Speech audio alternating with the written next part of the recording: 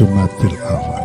Niki kanggo titen-titenane jenengan kepengin mantu mergo nikah Kanjeng Nabi Muhammad sallallahu alaihi wasallam. Dalayan Khadijatul Kubra niku pas ing dalem sasi Jumadil Awal. Umpama ana sing sawal, ana sing besar, sedaya nggih sae, sedaya sae. Kula kedik cerita amargi dinten-dinten menika kondisi baik ekonomi maupun urusan pekerjaan panjenengan kathah sing ngalami bukan kesusahan, pendapatan ingkang berkurang. Ngoten nggih. Panci kondisi alam semesta menika niki jane ngono kesalahane awake dhewe apa kesalahane kondisi.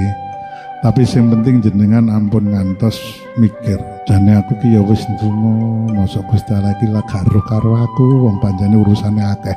Ya aja ngono. Mikael niki mboten natos salah alamat ing bareng maringi jatah kula panjenengan sedaya. Jatah kula gak bakalan jenengan tampa, jatah jenengan nggih mboten nate kula trima.